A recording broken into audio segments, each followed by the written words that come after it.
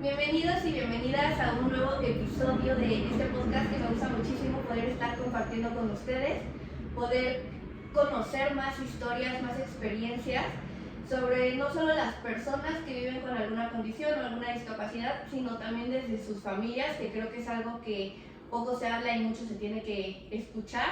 Y para eso en el episodio de hoy tenemos a Fanny, que nos acompaña. Voy a decir brevemente el por qué, pero ahorita ella se va a presentar con ustedes. La elegimos a ella, queríamos que viniera a nuestro espacio para platicarnos porque ella tiene un hermano con autismo, entonces que nos comparta este otro lado de la moneda de cómo es ser no familiar desde un papá o desde una mamá, sino desde un hermano de una persona con alguna condición como lo es el autismo.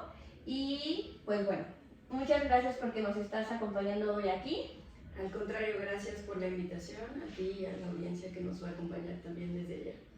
Platícanos un poco primero sobre ti. ¿Quién es Fanny? Sí, mi nombre es Stephanie Maya Jiménez, soy estudiante de licenciatura, primero en comunicación, después hice una maestría en antropología social y actualmente estoy terminando un doctorado en ciencias sociales y políticas.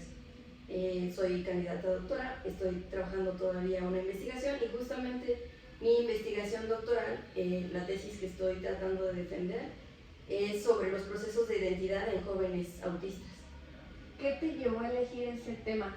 O sea... Sí, bueno, mira, como bien ya dijiste en la introducción de esta cápsula, yo tengo un hermano autista, es mi hermano menor, yo soy parte de una familia pequeña, somos 3 hermanos. Yo soy la única mujer y soy la del medio. Mi hermano menor pues tuvo un diagnóstico dentro del espectro autista como trastorno generalizado del desarrollo no especificado, pero ese fue, digamos, el más reciente diagnóstico, ¿no? Su proceso de diagnóstico pues tuvo muchos otros diagnósticos que comenzaron, por ejemplo, con simplemente déficit de atención, o hiperactividad y se fueron modificando conforme su desarrollo y su desempeño, pues tanto escolar como en, digamos, en lo que se esperaba de aprendizaje y de desarrollo en una persona neurotípica o regular. Entonces, todo eso dio pie a que mis padres pues consultaran cómo apoyarle y entre eso pues recibió pues algunos diagnósticos médicos, ¿no? También inteligencia limítrofe, porque le realizaban pruebas, no sé, de coeficiente intelectual, entre otras, psicológicas y psiquiátricas, para justo tener un buen diagnóstico, ¿no? Pero el diagnóstico ha variado a través del tiempo y también yo sé que eso, gracias a mi investigación lo sé, también sé que eso pues también depende de la evolución pues de las técnicas para diagnosticar, del desarrollo de la ciencia médica y de las convenciones que hay, ¿no? Los manuales de diagnóstico, ¿no? De cómo se consideran ciertas condiciones y cómo son diagnosticadas. ¿Y cómo recuerdas todo este proceso de diagnósticos? O sea, por ejemplo, ¿tú qué edad tenías cuando él empezó? ¿Él qué edad tenía cuando empezó todo este proceso como de ir variando en uno y otro diagnóstico? Bueno, mira, yo soy 9 años más grande que mi hermano. Yo actualmente tengo 35, por cumplir 36, y él tiene 25.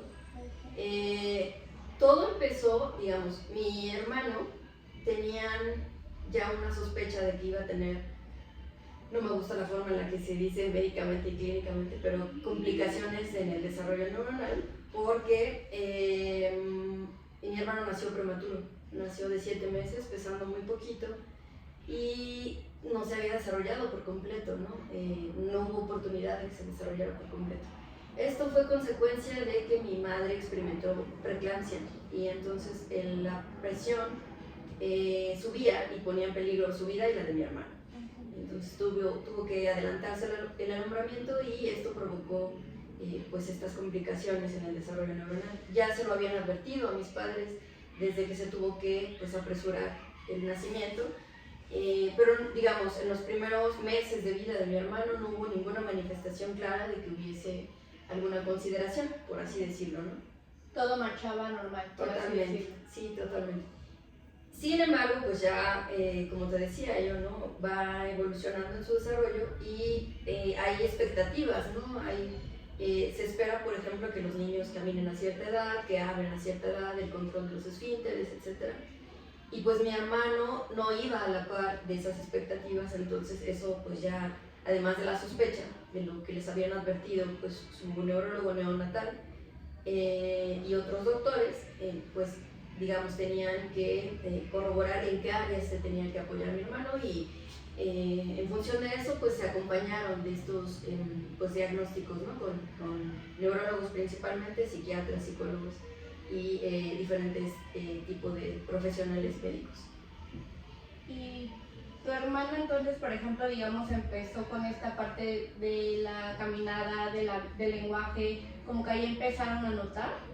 Sí, es decir, o sea, cuando él convivía en la interacción, sobre todo, por ejemplo, escolar, en guarderías, kinder, con otros pequeños de su edad, estoy hablando de, insisto, pues el año y medio, los primeros meses fue completamente regular, digamos, o sea, no teníamos ningún inconveniente porque no había que emparejarlo con regularizarlo, que tampoco me gusta, con una expectativa de desarrollo.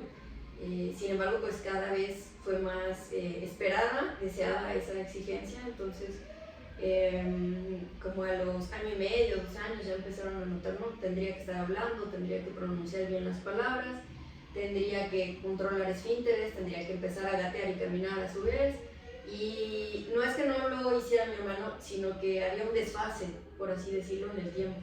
Entonces era muy pequeño él y como te decía, yo tengo 9 años, soy 9 años más grande que él, entonces yo también era pequeña, ¿no? Sí.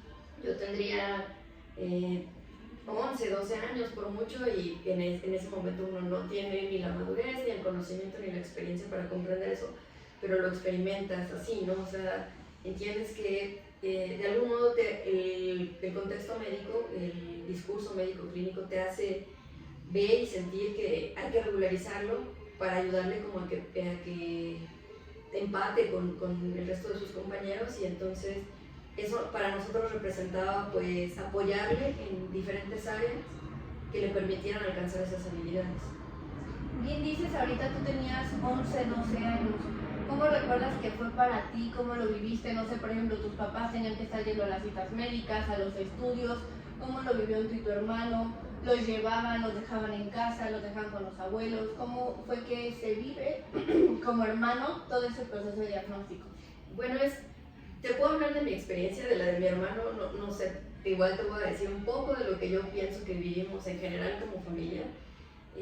Somos una familia pequeña, pero yo pienso muy unida, que sabemos pues colaborar o participar todos de un mismo objetivo. Insisto, yo estaba muy pequeña, pero por ejemplo desde el momento en que iba a nacer ya había una preocupación muy fuerte en mí, ¿no? Porque en el día que se adelantó el alumbramiento, pues yo sabía, o sea, mi papá siempre, mis padres siempre fueron honestos con nosotros, entonces ellos nos comentaron, ¿no? Están en peligro la vida de tu mamá y la de tu hermano. Entonces eso es muy impactante para esa edad, y pues sí vives la angustia, la preocupación de saber cómo resultó todo, cómo salieron, cómo están los dos, ¿no? Por fortuna pues también en ese momento contábamos con el apoyo de mi abuela paterna. Entonces mientras mi papá pues estaba al pendiente de mi mamá y de mi hermano, mi abuela paterna se hacía un poco cargo de nosotros, de mí y de mi hermano mayor, que es 13 años más grande que mi hermano menor. Okay. Y entonces como ves hay pues más diferencia con él. Si conmigo es un poco amplia la diferencia, con él es todavía más, ¿no? Entonces, ¿por qué te digo esto? Porque mi hermano ya era un poco más grande, ya tenía más conocimiento de las cosas, y por ejemplo él se preocupaba porque lo que pudiéramos hacer en casa restara pues preocupaciones y labores a mis padres, que en ese momento estaban completamente dedicados a atender a mi hermano menor. Entonces, y después, conforme fueron dándose los diagnósticos y el desarrollo, sí nos involucramos porque nos llamaban constantemente a terapias, incluso a acompañar, terapias para nosotros y terapias para acompañar a mi hermano menor. Y entonces tratamos de involucrarnos siempre en todo esto, pero quienes principalmente atendían la situación pues eran mis padres, ¿no? Sobre todo mi mamá, porque mi papá pues con un trabajo apretado y teniendo que también costear todo esto, porque es algo caro, honestamente, pues sí, trataba de equilibrar un poco y participar en la mayor de actividades posibles, la mayoría de actividades posibles, pero bueno, quien principalmente estaba era mi madre y nosotros y mi papá. Y sí nos involucramos todos. Yo creo que lo vivimos diferente cada quien. Yo, por ejemplo, te puedo decir ahora, a mi edad, que sí reconozco mucha inmadurez en ese momento, que quizá me puse un poco celosa porque mi hermano menor recibía mucha atención y yo no entendía ni siquiera por qué. E incluso yo en muchos momentos trataba de llamar esa atención de maneras, pues no negativas, pero que sí tenían que ver con mi madurez en ese momento y la incomprensión de lo que estábamos experimentando, viviendo. Y con el tiempo eso se transformó pues en eso, en involucrarme más con lo que vivía mi hermano, en interesarme más en apoyarlo y en dejarlo crecer a su ritmo y vivir con autonomía, ¿no? Que es lo que más nos interesa, pero al principio sí, no puedo negar que la vivencia fue diferente, sobre todo por la edad en la que yo estaba atravesando, ¿no? Después ya viví angustias, mucha preocupación porque mi hermano ha tenido crisis convulsivas y episodios psicóticos, que por su condición como autista lo vuelve más propenso a esto, a estas comorbilidades. Y entonces de querer ser la que recibía la atención a querer ser yo quien lo protegiera, pues sí hubo bastantes cambios, ¿no? Y también sé que he transitado por esa sobreprotección, que me imagino a la gran mayoría de los familiares que tenemos una persona diagnosticada con alguna condición dentro del espectro autista o considerada como discapacidad, experimentamos, ¿no? Supongo también mi hermano mayor y mis padres pues pasan ese proceso. Sí, totalmente. Y aparte, vaya, lo que decías de este celo que sentías al inicio, pues totalmente comprensible, ¿no? También la edad que tú tenías. Y me sorprendió que dijiste que tu hermano mayor, pues estaba ya entrando en la adolescencia. Y que aún así, digamos, no narras esta rebeldía típica, por así decirle, de la adolescencia, sino más bien una atención, un buscar ayudar, buscar ser de apoyo, más que justo también lo normal que pudiera haberse esperado o que se pudiera haber dado como respuesta ante también algo desconocido para ustedes finalmente, ¿no? ¿Y cómo crees que ha sido después de todo el diagnóstico? O sea, digamos que no sé, tú me dirás si se enfrentó como tal a un duelo por el diagnóstico o como tal el que se los previnieran desde el embarazo hizo que lo fueran como procesando y que ya no fuera como que tan duro el golpe de tiene esto. Sí, comprendo la pregunta del duelo. Yo pienso que sí, o sea, y también gracias a la investigación que he estado realizando, pienso que sí, recibir un diagnóstico en muchas experiencias puede ser un duelo. En muchas, no en todas, porque también están los casos en los que un diagnóstico te da ese alivio, digamos, el llegar a que tú encuentres cómo explicar lo que tú ya sabías, lo que tú ya presentías. Por ejemplo, cuando los diagnósticos son a una edad más avanzada, para ciertas personas eso es más un alivio que un duelo. En nuestro caso, creo que has sabido interpretar muy bien lo que te he estado contando hasta ahora.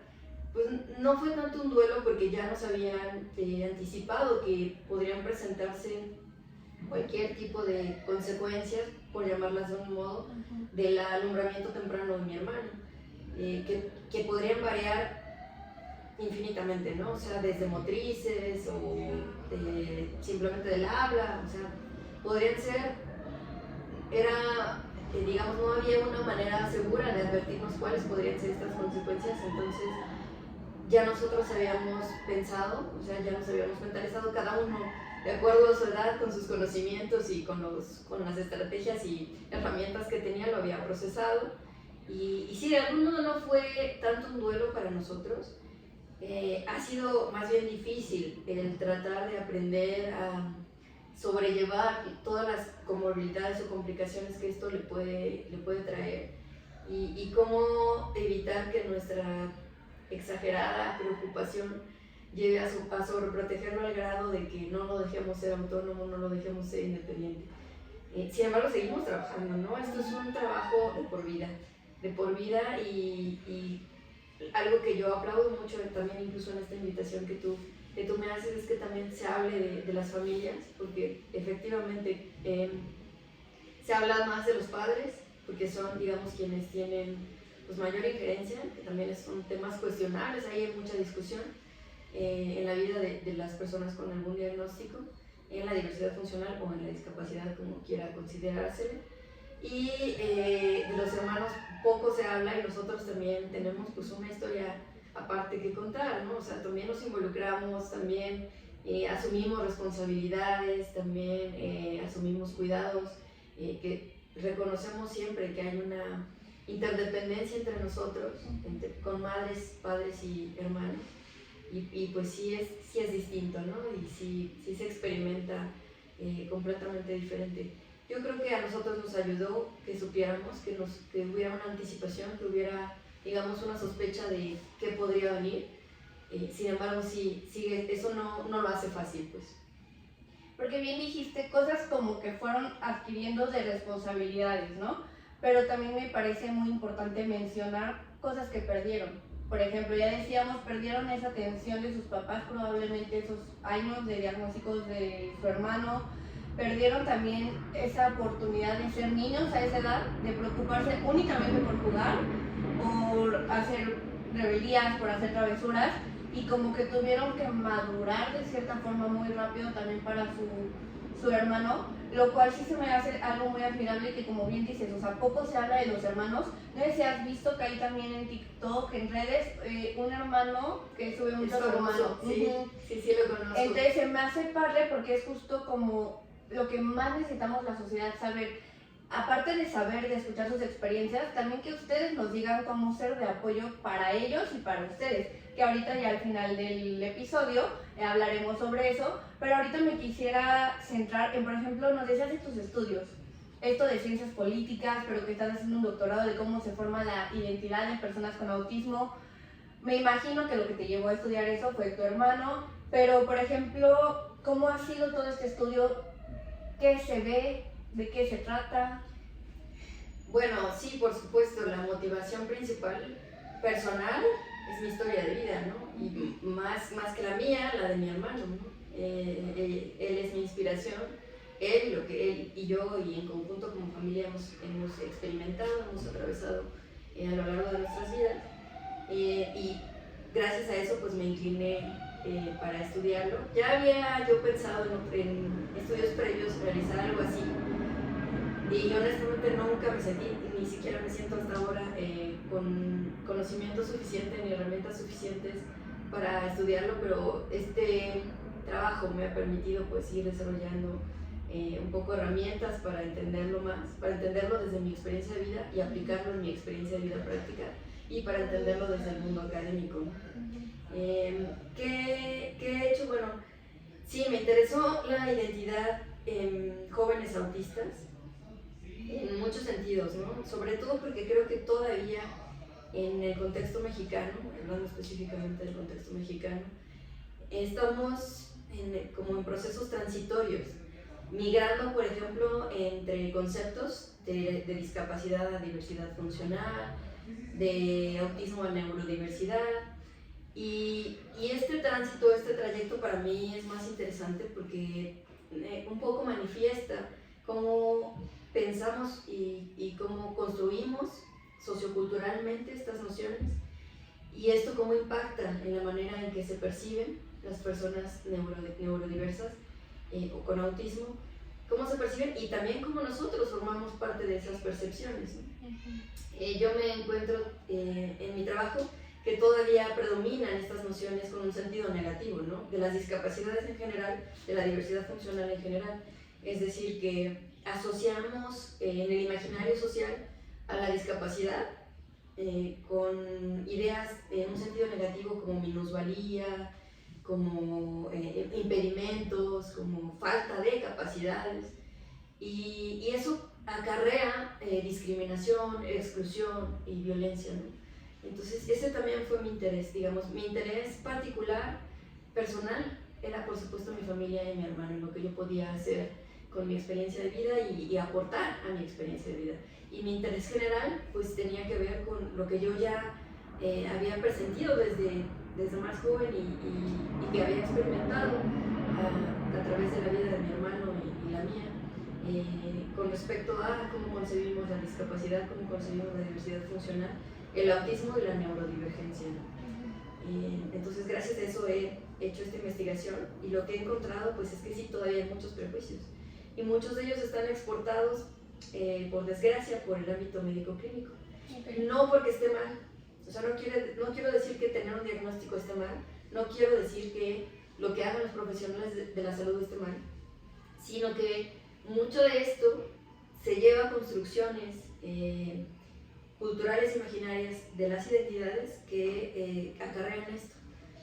Por ejemplo, decir que hay dificultad para hablar, aunque sé que es correcto, así es, o sea, si hay dificultad para la interacción en el autismo, se malinterpreta o se le da un sentido negativo como decir, son personas antisociales, son personas introvertidas, exacto. Y puede haber los casos, ¿no? Y esto no tiene nada de malo. Sin embargo, nosotros le atribuimos un valor a esas características y muchas veces es un valor negativo, porque no hemos transitado justo hacia estas nuevas ideas, nuevos términos o estas discusiones que tratan de reivindicar tanto la discapacidad como el autismo, la neurodiversidad y la diversidad funcional, y pensarla no en un sentido positivo y negativo, ¿no? Sino simplemente diferente. Y que aparte, por ejemplo, creo que muchas series, películas que han querido sacar últimamente dan pie a estos estereotipos, ¿no? Por ejemplo, hay muchas series que muestran a las personas con autismo como súper dotados, súper inteligentes. Y entonces, por ejemplo, me pasa con mis alumnos, les platico algo de autismo y dicen, son súper inteligentes. Y yo, una persona o esa persona que estás conociendo es así, pero por algo es trastorno del espectro autista, porque es todo un mundo diferente para cada persona. Así de por sí en neurotípicos somos un mundo totalmente diferente, pues en personas con esta condición aún más, y es también como lo complejo y que me interesa mucho platicar contigo, el cómo forman ellos la identidad, cómo no caer en nosotros, o bueno, papás, hermanos, decirles, tú eres tal, tienes esta condición, tienes esta edad, te gusta esto, o sea, como no darles una identidad como prescrita, sino que ellos la adquieran, que ellos la creen de verdad. ¿Cómo es que se da este proceso? Sí, bueno, mira, en lo que he desarrollado de mi investigación, te repito, encuentro todavía que hay muchos prejuicios exportados del ámbito médico-clínico, la gran mayoría, porque incluso, por ejemplo, en el ámbito médico-clínico, psiquiátrico en específico, se habla, por ejemplo, de que las personas con autismo no son conscientes de su identidad. Por ejemplo, te lo estoy poniendo en términos regulares, no médicos, no tecnicismos médicos, pero que no son conscientes de su identidad, que no son conscientes, por ejemplo, de su cuerpo, de las emociones. Se habla mucho de ese tipo de cosas, ¿no? Entonces, desafortunadamente por estos prejuicios, poco se ha hablado de cómo acercarse a las personas con autismo justo para eso, ¿no? Como para empezar a comprender cómo es que construyen identidades, ¿no? Hay, eso sí no te voy a negar, mucho trabajo, gracias a los activismos, muchísimo trabajo de personas autistas adultas. ¿Por qué? Porque están muy cercanas a movimientos y justo lo que ellos buscan es eso, emancipar, ¿no? Emancipar estos conceptos, o sea, como decir, no hay una identidad social o médica impuesta sobre nosotros, o sea, incluso los movimientos por los derechos de personas con discapacidad ya lo establecían, ¿no? Nada de nosotros y nosotros. Lo mismo sobre la identidad, ¿no? O sea, no tendrían por qué tratar de describir procesos que nosotros experimentamos sacándonos de ellos, ¿no? O sea, porque el asumir que unos son genios matemáticos, que unos tienen habilidades de memoria en imagen increíble, o en fin, diferentes habilidades que se presentan por supuesto en el espectro, pero que no son, como bien has dicho, definitivas, es caer en estos prejuicios, en estos discursos que le siguen etiquetando, que siguen pues no imponiendo una identidad, porque al final ellos son autónomos de decidir cómo la construyen, pero que sí afectan un poco cómo se perciben socialmente, ¿no? Están también las series, películas, historias, cuentos, historietas, infinidad de productos mediáticos que reproducen estos estereotipos que ya señalabas tú, que pueden romantizar una forma de autismo, una forma de vida que no es la general, porque eso es el punto de la diversidad, ¿no? Que son muchas expresiones, muchas formas de vida, o que pueden también incluso criminalizar, ¿no? Porque también hay, por el otro lado, o sea, hay una parte en la que dicen lo que llaman porno inspiracional, ¿no? Una persona con autismo pudo llegar a la universidad y a pesar de sus dificultades, ¿no? Que es lo más leve que llegan a decir. Entonces, el hecho de que hagan esto, pues insisto, nos mantiene en esas dicotomías de pensar en el valor de las personas por ser normales o anormales, por ser sanas o enfermas, por ser capaces o discapacitadas. Por salirse de la norma. Así es. Entonces, ese es el peligro, el mantenernos en esa dicotomía, en ese pensamiento binario, nos lleva o a reproducir estos prejuicios negativos o a reproducir otros positivos, como los de lo logró, es un genio matemático, es un genio musical, etc. Si él puede, los demás van a poder. Exactamente. Y los peligrosos para mí son los dos, o sea, porque hay quien dice, no, bueno, le están aplaudiendo los logros que ha tenido en su vida, de acuerdo, pero son los mismos logros que una persona neurotípica va a tener. O sea, tendríamos que más bien aceptar que sí hay condiciones en las que ellos no han podido desarrollarse porque estructuralmente no hemos alcanzado esas condiciones y porque nosotros no hemos tenido el desarrollo sociocultural para alcanzar esas condiciones, más allá de lo que su diagnóstico o condición fisiológica suponga, más allá. Y te digo, están por otro lado estas cosas, ideas románticas, es decir, son como niños, son angelitos y que no tienen sexualidad también. Totalmente, ¿no? Que te llevan pues a estancarte como en esos estereotipos, porque al decir son como niños, ¿qué tipo de trato les damos, no?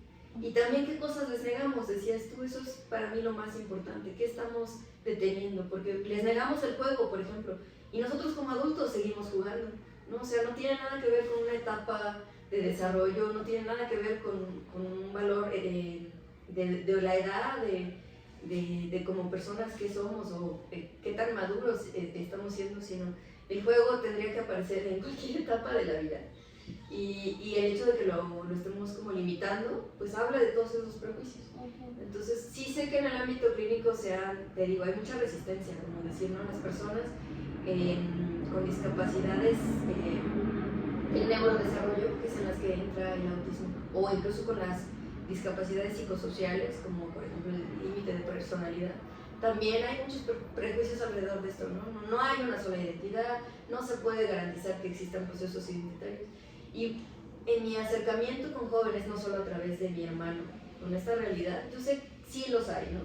Por supuesto no ocurren como la neurotipia, pero no quiere decir que no los haya, no quiere decir que no formen sus identidades, las forman a partir de otros elementos. Muchos tienen que ver con lo que han escuchado, recibido del ámbito médico-clínico, otros con sus ambientes en los que se desarrollan. Por ejemplo, yo trabajo con niños en escuelas, educación especial, y estoy segura, son diferentes los procesos identitarios que los que están en una escuela regular, que reciben apoyo, por supuesto, pero que están inscritos en una escuela regular y conviven o interactúan con jóvenes más neurotípicos que en los casos de una escuela de educación especial. Y por ejemplo, más específicamente, ¿cuáles son estas diferencias? Bueno, mira, yo pienso que respecto a lo que más me interesa, que es discriminación, exclusión y violencia, en el caso de uno pensaría que en el caso de las escuelas regulares experimentan más discriminación, exclusión y violencia. Y creo que nos hace falta mucho seguir trabajando sobre eso, ¿no? Porque en el caso de las escuelas, instituciones de educación especial también se experimenta. O sea, no están exentos de experimentar discriminación y violencia. ¿Por qué? Porque de nuevo, el discurso médico asume que hay niveles de discapacidad y de nuevo nos coloca en esta idea de que, yo puedo hacer más cosas que tú, tengo más habilidades que tú, ambos podemos ser personas con discapacidad en la diversidad funcional, pero de acuerdo a mi nivel en el que estoy siendo diagnosticado o colocado, puedo desarrollar más aptitudes que tú, ¿no? Y eso de nuevo se vuelve un factor pues, de discriminación y exclusión. Ahora, esto no quiere decir que sean personas, por ejemplo, los jóvenes autistas, de antemano sean personas que hagan bullying, que discriminen, no, sino que en el medio en el que se han desarrollado han aprendido también eso, y como un medio o método de supervivencia también lo utilizan en sus interacciones, ¿no? Por ejemplo, me he encontrado muchos casos en que tratan de demostrar que no tienen una discapacidad, que te preguntan, a ver, dime una operación muy difícil, la que tú creas que una persona de mi edad no puede hacer. Y tú planteas, formulas apoyando esa dinámica, formulas una operación, te la resuelven. Y lo que ellos quieren es demostrarte que está más allá de su diagnóstico, que lo que dice su diagnóstico no es. Y al mismo tiempo esto lo utilizan con compañeros que saben que tienen un diagnóstico en otros niveles y que, por ejemplo, ellos mismos son testigos o están presenciando que les cuesta trabajo, no sé, escribir, hacer operaciones matemáticas, aprender otra lengua, en fin, habilidades que, como te digo, más bien son una expectativa de regularización académica, que están pensadas para un contexto neurotípico, no para un contexto neurodiverso, ¿no? Entonces, como se dan cuenta, insisto, no es que discriminen porque haya algo como de maldad intrínseca en ellos, ¿no? Sino que es una forma que han aprendido porque ellos han sido objeto de esa discriminación, sujetos de esa discriminación, y entonces lo han aprendido y así lo desarrollan también. ¿Qué diferencias hay? Sus procesos identitarios yo pienso que son similares a los neurotípicos. Es decir, tú te sabes mujer y te identificas como mujer. Eres además, yo en mi caso, ¿no? Hermana. Soy además neurotípica. Soy además maestra. Soy católica.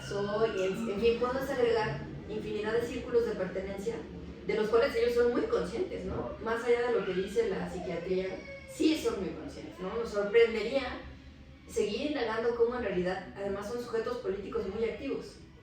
¿A qué te refieres con eso? Por ejemplo, uno pensaría que por la etapa en la que se encuentran, en la que los intereses quizás emocionales son pues distintos, no les interesa tanto la política, prejuicios de nuevo, ¿no? Y sin embargo no, o sea, recuerdo muy bien un ejemplo en una clase de ética y de valores, estaban hablando sobre la honestidad. Y recuerdo que estaban participando los jóvenes al respecto de la honestidad, tratando de describirla, tratando de definir cómo alcanzamos la honestidad. Y uno de ellos hablaba, ¿no? Y recordó a un personaje político, como Romero de Champs, ¿no? Que fue muy deshonesto con todo, o sea, la corrupción en la que estuvo involucrado y... ¿Me explico? O sea, son muy conscientes de la realidad política y también ya han asociado todo lo que aprenden a lo largo de la vida con esa realidad política. Y hablan, ¿no? Recientemente pasamos procesos electorales y hablan de eso. O sea, y te dicen, fue, no sé, fulanito candidato o fulanita a mi delegación a hablar con nosotros, nos dio esto, pero yo creo que, por ejemplo, no hay suficientes escuelas para personas con discapacidad, por ejemplo, ¿no? O sea, son muy conscientes de la situación que ellos experimentan, de la situación política en general, y de un poco cómo ir participando en esa situación política. Que aquí, por ejemplo, me gustaría abrir como el panorama, justo estamos hablando dentro del espectro autista. Me imagino yo que, o sea, como en contexto, de las principales como características del autismo es esas fallas en la comunicación y en la interacción social, patrones de conductas repetitivos, etc. Pero no es que haya un grado 1, grado 2, grado 3 de autismo, sino más bien que se base a qué tanto apoyo requiere y también en qué área requiere apoyo, si requiere más apoyo en lo sensorial, en la comunicación, etc. ¿A qué voy con todo esto? Con que esto, me imagino que estás diciendo, va para aquellas personas que requieren pocos apoyos. Pero ¿qué sucede en aquellas que requieren más apoyos, por ejemplo, en comunicación? O en aquellas personas con autismo que no son verbales. Totalmente, mira, muy interesante la pregunta, y además porque, insisto, me ayudas como a justo explicar ese proceso transitorio. Porque te digo, yo no estoy en contra del diagnóstico ni en contra de la manera de atención médico-clínica, es necesaria, ¿no? La requieren. Lo único que pasa es que cuando construimos imaginarios sociales, le atribuimos sentidos negativos. Entonces, estoy completamente de acuerdo con que no hay niveles, o sea, en que si seguimos pensando con esa lógica, vamos a reproducir más estereotipos, y que más que pensar en niveles como de capacidad o aptitud, tendríamos que pensar en niveles de apoyo. Totalmente de acuerdo, es parte incluso de lo que defienden muchas posturas desde el activismo y desde la Academia de la Diversidad Funcional, ¿no? ¿Qué implicaciones tiene eso en la identidad? Muchísimas. Tuve la oportunidad, fortuna y el privilegio de trabajar como mi estudio sobre jóvenes autistas con diferentes grupos. Y en esos grupos había una diversidad de autismos, ¿no? Justo con diferentes niveles de requerimientos, de apoyo. De quienes, por ejemplo, autismos no verbales, a autismos completamente verbales y que, no sé, han alcanzado, por ejemplo, niveles educativos esperados para su edad, o que tienen habilidades a lo mejor comunicativas que es contrario a lo que se espera según el diagnóstico, en fin. Entonces, en ese contraste, más que yo, o sea, que yo conviviera con jóvenes o adolescentes, porque en algunos casos eran adolescentes, no verbales, autistas no verbales, o que tuvieran otro tipo de necesidades de apoyo, para mí no reflejaba que no hubiera procesos identitarios. Los hay. Lo que sucede es que no se expresan o manifiestan, de nuevo, como en la neurotipia lo espera. Y tampoco en los jóvenes autistas verbales, tampoco en los jóvenes autistas que tienen menos necesidades de apoyo. Por ejemplo, sé muy bien que hay quienes no están de acuerdo todavía en hablar del espectro autista como tal, quienes prefieren los diagnósticos separados de lo que se engloba en el espectro autista, es decir, por ejemplo, el Asperger y el autismo, porque el Asperger tiene un nivel de apoyo menor que el autismo como tal. Entonces, sé que hay muchas familias, muchas personas diagnosticadas y muchos activismos que todavía apoyan esa separación. En parte por la función práctica, ¿no? Porque, a ver, tú vas a recibir unos apoyos muy particulares, yo voy a recibir otros. E igual, ¿no? O sea, todos los apoyos pues, de salud, gubernamentales, educativos, laborales, que vamos a recibir van a ser distintos. En parte por eso, y en parte porque quieren una identidad específica, ¿no? Por todo lo que acarrea a nivel sociocultural ese tipo de diagnósticos. Entonces, cuando tú estableces una interacción con un joven con autismo no verbal, de todos modos se encuentran rasgos de personalidad e identidad. Por ejemplo, la manera en la que un joven autista no verbal puede conocer, le estoy dando un ejemplo de miles de la diversidad que hay, ¿no? Puede conocer el mundo a través del olfato. Yo tuve la oportunidad de convivir con un joven que en vez de decirte hola, lo que hacía era llegar a oler tu cabeza, llegar a conocer y identificar tu aroma, y de ese modo decía, ya sé quién es, ya sé que es Fanny, ya sé cómo huele, ya aprendí. O sea, no lo expresaba con palabras, pero te hacía, o sea, después de olerte, tomaba una postura en la que te demostraba, ya te identifiqué, ya sé quién eres. Así conocían su mundo exterior. ¿Cómo se daban a conocer ellos? De la misma forma, o sea, a través de todos los sentidos. O sea, si no hay una expresión verbal, hay una expresión de muchas otras formas, ¿no? O sea, muchos de ellos sí pueden escribir, sí han podido aprender la escritura y han desarrollado la escritura. Y quienes no, de todos modos establecen comunicación de muchas formas, ¿no? A través de sonidos, a través de movimientos, incluso algunos aprenden lengua de señas, ¿no? Y todo eso les ha servido como medios para establecer comunicación, porque la comunicación verbal, aunque sea la común y la que hemos priorizado, no es la única. Y entonces ese es el error de suponer que van a decirme, ¿no? Yo me llamo Francisco, no sé, ¿no? Por decirte así. Y siento que soy una persona con autismo porque, o sea, manifiestan su autismo y manifiestan su experiencia de vida y su condición a través de otras formas de comunicación. Pero los gustos, ¿no? Me hiciste ahorita recordar una paciente que yo la veía cuando era pequeña, 9 años, por así decirlo, y aún así demostraba que era una coqueta porque iba por sus lentes de sol y su bolsa vámonos al parque. Y me llevaba, no me lo decía el vámonos al parque porque era no verbal, bueno, es no verbal, pero sí me llevaba de la mano a la puerta, entonces ya decía yo, quiero ir al parque. O iba y agarraba su bicicleta, o iba y agarraba su vestido de princesa y decía, y se lo ponía así como, mírame, mírame, ¿no? Entonces, me da sentido que, pues sí, es parte de su identidad que tal vez no expresan con palabras, pero buscan la forma de expresar y que nosotros tenemos que validar que las palabras no es la única forma de expresión. Y ahorita se me hace muy loco, como se me vino a la mente, que de neurotípicos no les has escuchado como el lenguaje del amor. Mi lenguaje del amor es más contacto físico, más actos de servicio. Pues así como ya podemos decir esos lenguajes del amor, pues ya podemos decir también que hay lenguajes, como hay inglés, como hay francés, como hay español, hay también lenguaje corporal, y que creo que no está tan reconocido, o que la lengua de señas yo creo que se daría para otro episodio, que fuera un idioma, ¿no? Porque finalmente, pues es una forma de comunicación que tenemos que validar también, y que está también complejo porque pues nos exigen ahorita, por ejemplo, ya en un trabajo que de base sepas inglés, pero lengua de señas totalmente no. Entonces, está interesante justo esto que vas diciendo de cómo se forma la identidad o la personalidad en las personas con discapacidad, en este caso con autismo, y recalcar que sí se forma. También, por ejemplo, lo que te decía, los asexualizamos mucho, pero también tienen una sexualidad, también tienen estas ganas de sentir placer,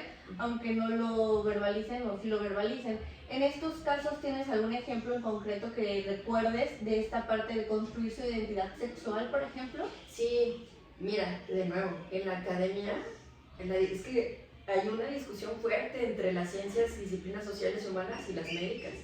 Justo por eso, ¿no? Porque lo que queremos es transitar a discursos, no que sean meras alegorías de algo mejor y que al final no resulten en la práctica, ¿no? Sino que funcionen. Entonces, en la academia hay muchas investigaciones sobre incluso disforia sexual, ¿no? Como no somos capaces de identificar un género y tampoco una atracción sexual. Y no es cierto, o sea, es que esto no se puede generalizar porque ya lo dices tú, y incluso el propio discurso clínico lo dice, es un espectro. No hay ni siquiera una convención al respecto, o sea, que existan muchos casos en los que experimenten como el desconocimiento de un género o que no haya atracción hacia un género en particular, no quiere decir que en todos los casos se experimente igual, ¿no? O que se les permita. Eso es otro tema. Ya en mi experiencia práctica, hay muchos tabús. Si hay muchos tabús en el campo de lo neurotípico, imagínate en el campo neurodiverso, ¿no? El tabú es todavía más grande, ¿no? Justo, o se les infantiliza y es que ellos no saben, ¿no? O sea, no les podemos ni siquiera llamar al cuerpo como tiene que ser llamado, porque es que no van a entender prejuicios. Y no, incluso esto también, insisto, todo eso lleva a problemas más grandes y graves como discriminación y violencia, ¿no? Y violencia sexual es terrible, como el tener que esterilizar a mujeres con discapacidad, porque se asuma que no son responsables de su sexualidad, responsables de su cuerpo, de su maternidad, si es que la desean, ¿no? Y como se asumen eso, se les lleva a procedimientos de esterilización en contra de su voluntad, ¿no? Que son prácticas eugenésicas que tienen siglos, están instauradas, y que por más que hemos revolucionado o transformado a nivel cultural y social en los contextos en México, en el mundo, no se erradican, ¿no? O sea, seguimos reproduciéndolas. Y yo, a propósito de los diferentes niveles de necesidades, de apoyos que requieren, sí noté que en cualquiera de estos se manifiesta la sexualidad, se manifiesta. No, entiéndase, no solo como la atracción o la necesidad de encontrar un contacto con una persona. Una intimidad o algo. Así es, sino incluso el reconocimiento de su cuerpo, de los cambios en su cuerpo, ¿no? Y como yo he estado interesada en trabajar la identidad en la juventud, digamos, uno espera la mayor parte de cambios que ya se dieron en la pubertad, adolescencia, que ya estén consolidados en la juventud.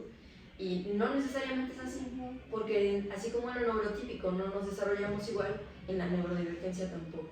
Entonces, me topé con casos de jóvenes, mujeres y hombres, que todavía estaban como con esa duda, interrogante, tímidos de acercarse a sus familias, porque, insisto, los tabús son muy fuertes, la sanción social, ¿no? ¿Qué van a pensar de mí si le pregunto a la maestra por qué me gusta mi compañera?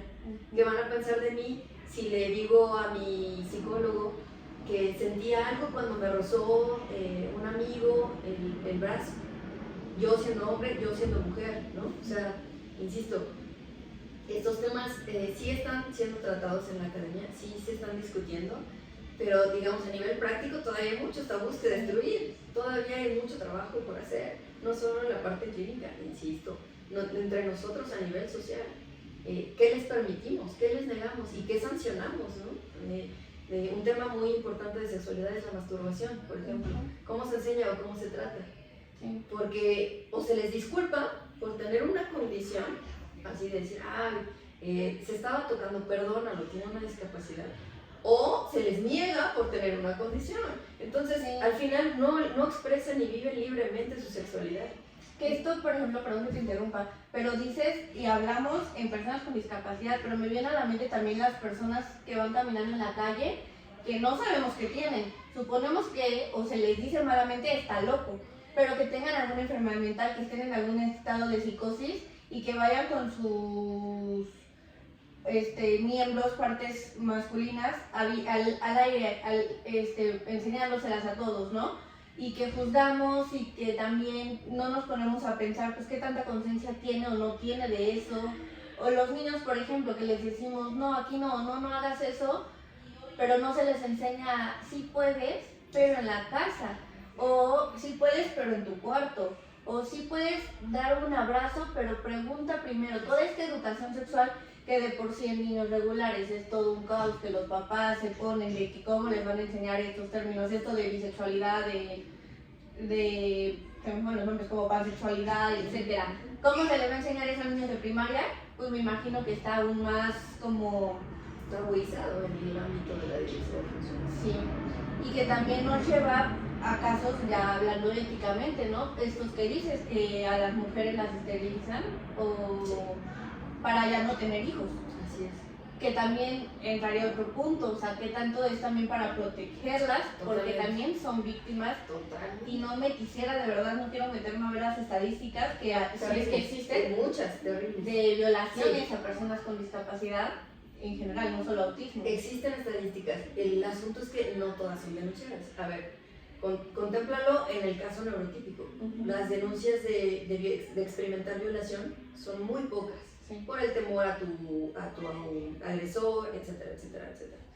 Imagínatelo en el caso de la diversidad funcional, es todavía más difícil que presenten una denuncia. Entre tantas cosas, de nuevo, aparecen los prejuicios. No se les cree. O necesitan ir acompañados de sus tutores, en fin. Entonces, digamos, su testimonio ya está desestimado por default. Entonces, imagínate una proporción real, si hay estadísticas que son alarmantes, imagínatelas multiplicadas por una proporción real de lo que deberían ser esos casos. No, y que me gustaría sumar a lo que dices, o sea, denuncias de los que son verbales, pero y todos los que no son verbales. Salía en una serie que me acuerdo ahorita que vi de una chava que estaba en estado de parálisis o de coma, algo así, en el hospital, pero mentalmente sí estaba despierta y que estaba embarazada. Y cómo se llevaba, ponle un año así, fue abusada sexualmente, y también pasa, y no hay esta prevención, no hay esta educación sexual, y que como dicen las estadísticas, bueno, ya nos dijiste que son alarmantes, y no quisiera ni verlas, y que creo que esto nos da pie a que hablemos sobre esos mitos que existen en México, ¿no? Tanto de la personalidad de personas con autismo como de cómo viven ellos. O sea, ¿a qué mitos te has enfrentado tú?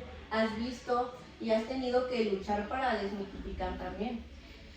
Pues muchos, te decía yo, hace un momento platicábamos, ¿no? Está la parte romántica de enaltecer o decir, son genios matemáticos, son grandes talentos en artes, música, y digamos como decir, su neurodivergencia queda en segundo plano, porque fueron genios, ¿no?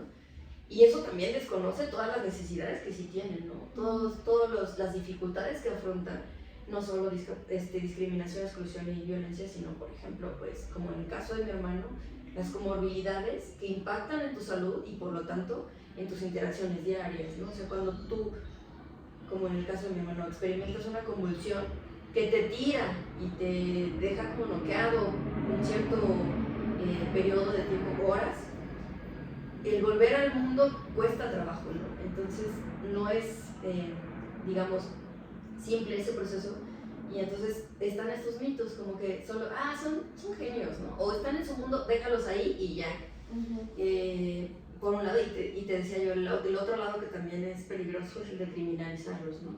También tengo el caso, una anécdota triste de un joven que, con autismo, salía por las noches porque le gustaba más el clima, más el silencio, más la tranquilidad, al parque que estaba cerca de su casa a hacer ejercicio, en donde pues tú te encuentras ya estos aparatos en los que puedes realizar actividad, y en una de esas salió, pero como tiene lo que clínicamente o en el aspecto médico llaman estereotipias, que son movimientos un poco involuntarios que se desencadenan pues por ansiedad, por alegría, en fin, o sea, como nuestros tics en la neurotipia, que no digamos que no necesariamente vinculamos con algo negativo en la neurodivergencia, son estas estereotipias, como aleteos o brincos, movimientos con los pies. Y entonces estaba haciendo ejercicio, tranquilo, con muy poca gente alrededor, era de noche, empezó con una estereotipia, y en ese momento una patrulla que se encontraba pues alrededor del parque, pues circulando para proteger a la ciudadanía, lo vio y como que le pareció extraño, sin conocimiento de razón, lo suben a la patrulla con la justificación de que estaba o masturbándose, o estaba loco, o estaba teniendo pues era rara pues la actividad, y que no le gustaba al resto de la comunidad que estaba ahí y que los ponía en peligro, ¿no? Entonces imagínate, insisto, todos los prejuicios y todas las ideas que estamos asociando a la diversidad funcional permanecen latentes y permanecen desencadenando muchos problemas, ¿no? Porque los graves de los que yo te hablo, que son estos tres, discriminación, exclusión y violencia, desencadenan muchos otros, que por discriminación y exclusión no se les da un trabajo, no estamos nunca llegando a garantizar su autonomía, su independencia, ¿no? Y no pensando la independencia como una idea romántica de decir tú solo vas a salir adelante, porque ni siquiera la neurotipia es posible, somos interdependientes, sino pensando en que ellos decidan, en que ellos puedan alcanzar un trabajo digno, porque incluso en el ámbito jurídico necesitan un tutor, ¿no? Entonces, que alcancemos todas esas como victorias de autonomía para que ellos logren emanciparse de esos prejuicios y de estas cadenas que los mantienen como atados a algo. Eso es en lo que tendríamos que trabajar, destruyendo los prejuicios, ¿no? Respecto a lo que hablábamos. O sea, así como hay cosas buenas que les romantizan, hay cosas malas que les criminalizan. Y por ejemplo, de esta gran diversidad de personas con las que has podido tener contacto dentro de alguna condición o discapacidad, hablando en el autismo, ¿qué diferencias has notado entre los que sí han recibido un apoyo adecuado y entre los que no? Bueno, te puedo decir, más que apoyos adecuados o inadecuados, los calificaría como redes de apoyo.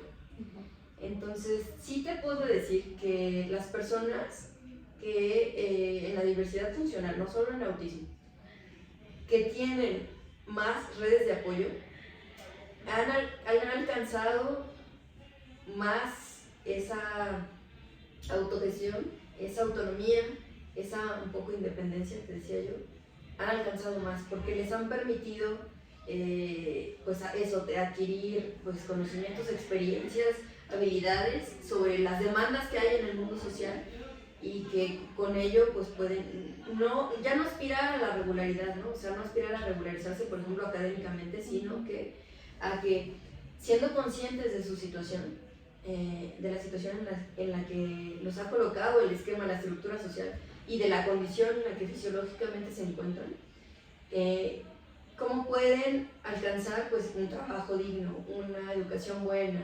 un pues, desarrollo personal, emocional sano, porque pues requieren mucho apoyo también emocional, ¿no? Ellos y sus familias. Entonces, mientras más redes de apoyo tengan, se encuentran en una mejor situación con respecto a, pues eso, ¿no? A que tienen, pues, o han podido atender más aspectos de salud, aspectos laborales, aspectos educativos, psicológicos, emocionales, que es algo muy difícil, porque todas estas redes también dependen mucho pues, de factores económicos, políticos, entre otros, ¿no? Sí, que aquí, por ejemplo, quiero que hagamos como un parteaguas, por así decirlo. Ya hablamos desde todo el lado profesional, lo que has estado viviendo, lo que has estado viendo, el conocimiento que has ido adquiriendo, que me parece impresionante y te lo reconozco muchísimo, o sea que creo que da para muchísimos más episodios poder hablar de todos estos temas y muchísimos otros que se me fueron viniendo a la mente con lo que ibas diciendo, pero quiero dejar un poco al lado a Fanny profesional y hablar de Fanny hermana, de Fanny miembro de una familia, como una persona con autismo. ¿Qué papel crees que juegan en la vida de una persona con autismo los hermanos? El rol de tu hermano y tuyo en la vida de tu hermano, ¿cómo ha jugado? ¿Cómo ha funcionado? Bueno, te contaba yo al inicio, ¿no? Nosotros además pienso que estamos en una situación privilegiada en muchos sentidos, porque nosotros podemos enviar a mi hermano a instituciones, por ejemplo, para recibir educación pública y privada, porque ha sido una mezcla de todo, atención médica, pública y privada también, según las posibilidades de nuestra familia y según las exigencias de su situación. O sea, cuando hay una emergencia, tratamos de no detenerlo y que se encuentre atención de inmediato. Entonces, estamos en una situación privilegiada, porque conozco muchos casos en que no tienen un diagnóstico porque no han podido acceder a él, en que no hay educación especial ni educación regular porque no han podido acceder a esta.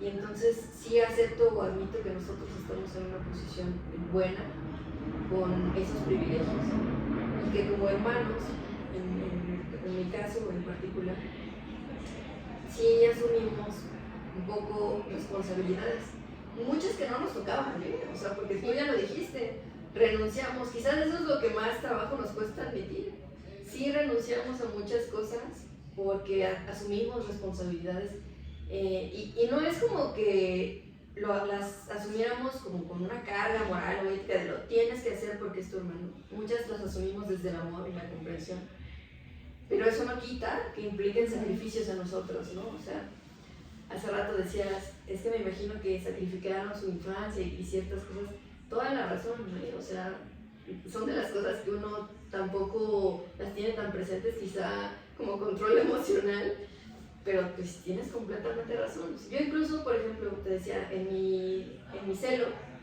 jugaba con los juguetillos de mi hermano con ánimo de llamar la atención de mis padres, como para decir, yo también estoy aquí, ¿no? Y luego yo misma decía, pero ¿por qué? Si yo soy más grande y o sea, mis intereses en realidad no están ahí, están en otra cosa. Pero uno no lo dimensiona. Exacto, no te vuelves consciente de eso hasta que transitas a otras etapas y procesos de tu vida y que eres capaz de, en retrospectiva, ver y comprender eso.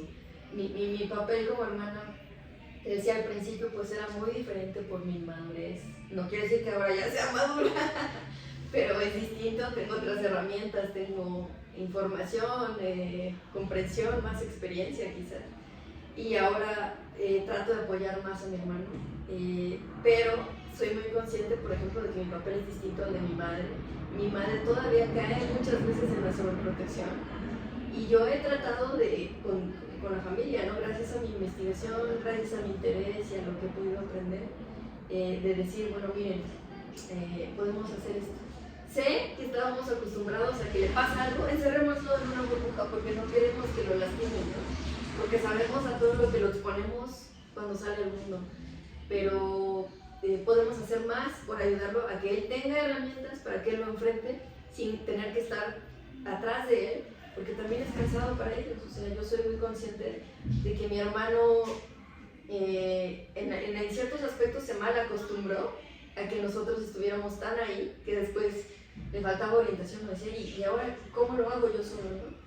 Y en otros aspectos él independiente dijo, no, ¿saben qué? Yo puedo ir solo a mi escuela, yo puedo, o sea, sé que se preocupan por mí, sé que quieren lo mejor para mí, pero también necesito vivir esto y si me va a doler, lo voy a tener que afrontar porque a ustedes también les dolió en algún momento, ¿no? Sí.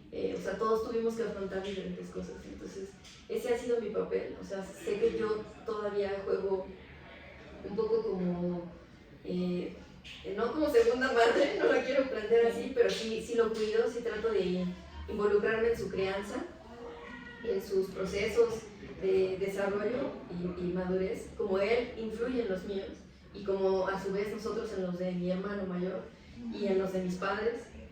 Entonces, pues estamos muy activos, tratamos de todos interactuar en la misma medida y de participar, ¿no? O sea, no, te digo, no como una responsabilidad moral y como algo que tengamos un deber nada más, sino igual desde el amor y la comprensión de querer aportar para que su vida sea mejor. Que ahorita con esto que dices de que los quisiéramos proteger, creo que en general también una mamá quiere proteger comúnmente siempre a sus hijos.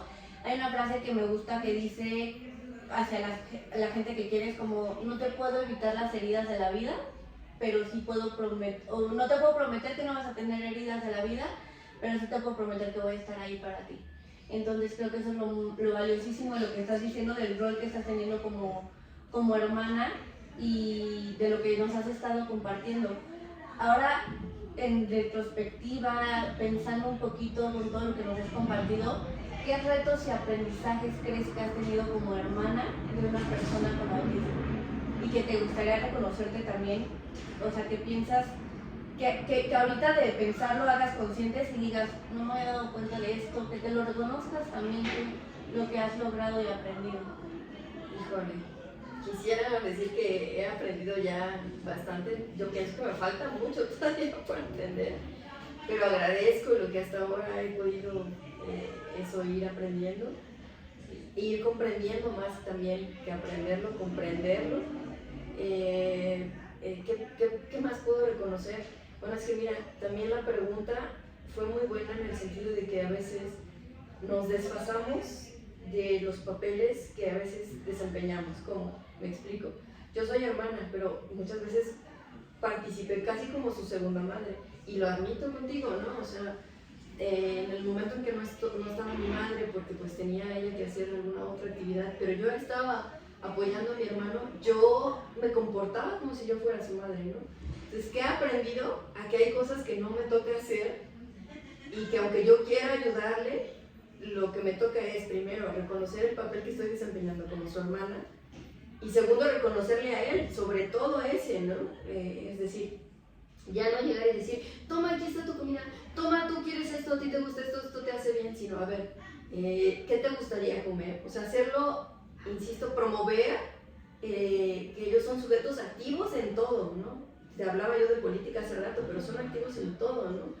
Entonces, eso, reconocerles más a ellos y que entonces yo no tenga por qué apropiarme de labores que no me competen, eso es una de las cosas que más he aprendido y he tratado de comprender y de desarrollar a lo largo del tiempo. Cuesta todavía trabajo, porque insisto, también desde el amor sale la protección, ¿no? O sea, tú le quieres evitar un sufrimiento, una mala experiencia y dices, mejor no vayamos ahí, mejor no vayas a esa fiesta, a ese convivio, ¿no? Pero que tiene que vivir. Así es, entonces, en ánimo de promover esa autonomía en ellos, pues es aprender tu papel, tus límites también, porque me parece que es muy injusto que les suponemos límites, les atribuimos límites, por no decir imponemos, a partir de capacidades deseadas, pero no somos capaces de reconocer los nuestros.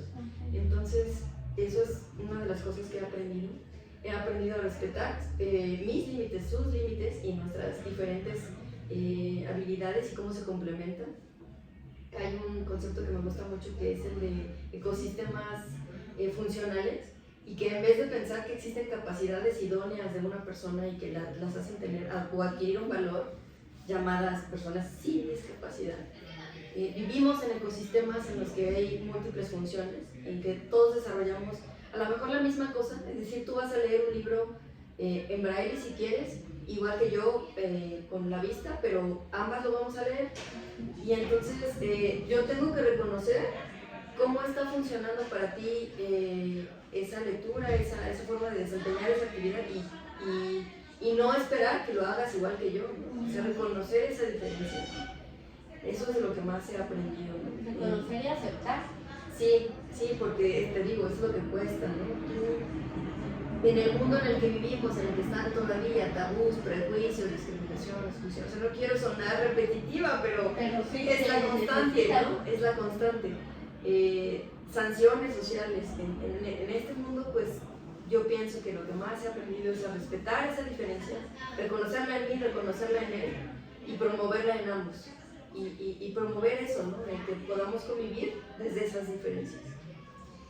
Me gustaría que recordaras a esa Fanny de 11, 12 años que estaba con ese proceso de querer llamar la atención de sus papás, que el diagnóstico del hermano, shalala, desde la Fanny hoy adulta.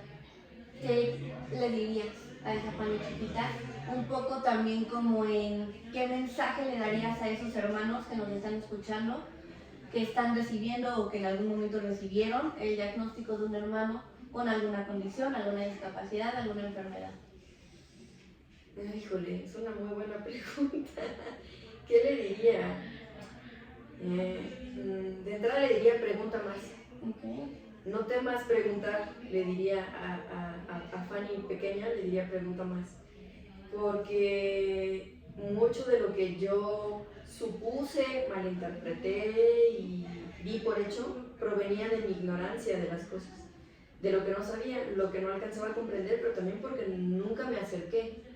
Entonces le diría a un pequeño que esté experimentando algo así con su hermano, como a lo que yo fui, pregunten más, acérquense más a sus papás, a sus hermanos, aprendan, porque del solo hecho de convivir, aprendes, ¿no? O sea, al principio, por ejemplo, recuerdo a mi hermano cuando estaba en el aprendizaje lingüístico, o sea, aprendiendo a hablar y a escribir, había palabras en que cambiaba el orden, no solo como dislexia y disdalia, sino en general cambiaba el orden de las palabras, no solo de las letras. Y al principio yo veía como en nuestro entorno se reían, ¿no? La gente lo tomaba como, no supo decirlo bien, se reían. Después eso se volvía pues desencadenante de otras cosas y yo igual reproducía, lo dijo chistoso. Y después con el tiempo, y esto también me pasó con una mami, cuando yo entrevisté a la mamá de uno de los jóvenes con quienes pude trabajar, me decía hasta se vuelve poético, ¿no? O sea, tú ya te empiezas a involucrar tanto con la forma de ser de la persona, en este caso mi hermano, que encuentras un sentido hasta poético de cómo son. O sea, lo que en otro momento yo percibía como un error, a mí me gustaba más la manera en la que mi hermano decía o expresaba ciertas cosas que la forma tradicional o común de hacerlo, ¿no? Por ejemplo, en algún momento me decía, ¿no? Durante una de sus crisis, sintió fiebre y decía, cobíjame con el agua para que la fiebre baje, ¿no? Y la gente decía, eso no tiene coherencia, o sea, estaba, por el proceso que estaba atravesando, estaba casi alucinando, ¿no? Y para mí fue hasta poético, ¿no? Y yo decía, acercándome más, aprendiendo más, conviviendo más con él y sobre todo siendo más receptiva y sensible y perceptiva de lo que él está haciendo, viviendo y sintiendo, he aprendido más. O sea, con la idea de pregunten más, quiero decir, pues traten de informarse de todo, pero tampoco hay que quedarnos con eso, ¿no?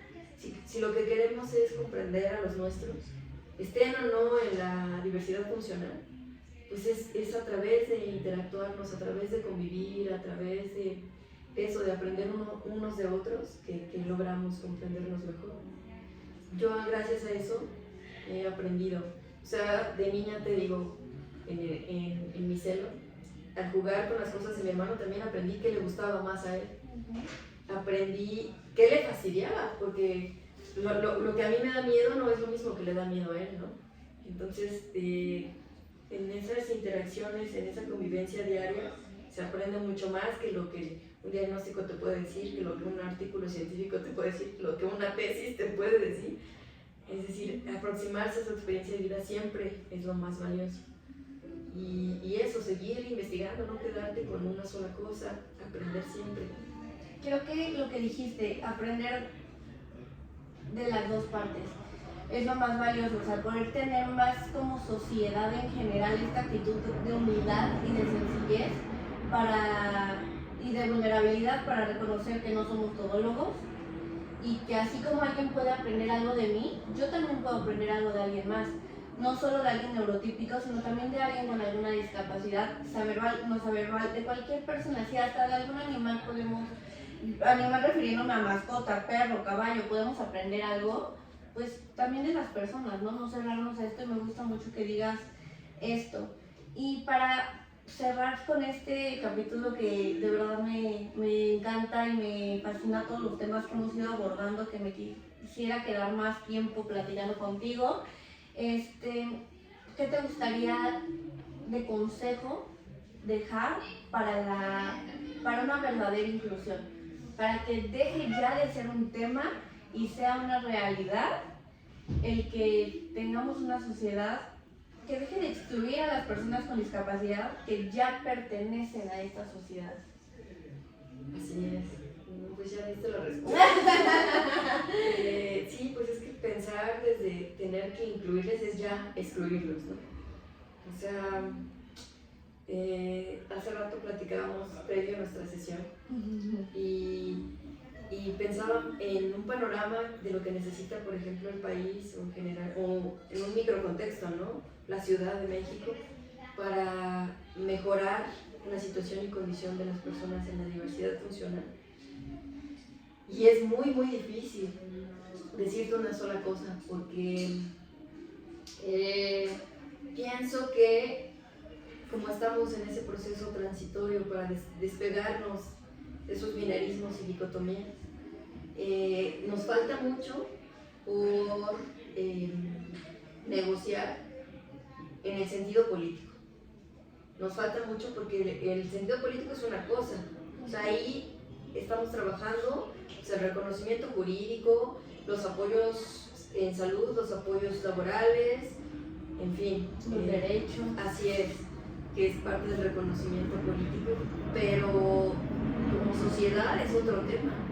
O sea, si como sociedad no trabajamos en la comprensión de la diferencia como un aspecto cotidiano, difícilmente llegaremos al ámbito político, al ámbito jurídico, a lo laboral, a lo educativo, a la salud, con una mejor comprensión de las cosas y con verdaderas propuestas que contribuyan a la no inclusión, a que estemos integrados como lo que somos, en una diversidad amplia de personas, diversidad general, funcional, de género, de grupos étnicos, en fin, una diversidad riquísima, y que lo que deberíamos hacer es reconocernos más que integrarnos, ¿no? O sea, más que incluirnos, porque esa es la palabra como que se espera, ¿no? Alcanzar la inclusión.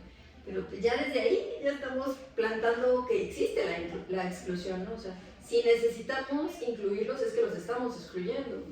Entonces, yo pienso que hace falta más del reconocimiento de esa diversidad a nivel social, que nos permita llegar después al ámbito político y el resto de ámbitos que tenemos que trabajar con una mejor concepción de las cosas. Y sobre todo, lo principal que tenemos que hacer es dejar que ellos sean quienes expresen qué necesitan, cómo son sus identidades, por ejemplo, cómo les gusta ser reconocidos, qué necesitan en todos los ámbitos de su vida y eso, ¿no? O sea, cómo participar efectivamente como participamos todos. Y si me dejas añadir, o sea, creo que no solo ellos, sino también ustedes como familia, que se escuche más. Que así como está ahorita ya mucho el lema de nada de ellos sin ellos, creo que también nada de las personas con discapacidad y familias, sin incluir a las familias, sin escucharlas, sin validarlas y de verdad te agradezco de todo corazón que te abras aquí con nosotros. Tus investigaciones estoy segura que también van a ser un súper parteaguas para todo lo que estamos viviendo y necesitamos de información, experiencias, y gracias por haber estado en este espacio. Un placer, un gusto compartir con ustedes y ojalá que sigamos aprendiendo en colectivo. Sí, y pues para los que escuchen el episodio, ya para cerrar, me gustaría nada más pedirles nuevamente que se suscriban, por favor, porque nos ayudan mucho para poder seguir escuchando más historias, creando más anécdotas juntos, compartir más, abrir la conversación, y que nos dejen en los comentarios también algún comentario que le quieran dejar a Fanny, alguna experiencia que tengan, algún tema del que les gustaría que hablemos, y que generemos más diálogo respecto a esto para que, como le decía Fanny, deje de ser un tema, sea una realidad. Y nada, nos vemos en el próximo capítulo. Muchas gracias.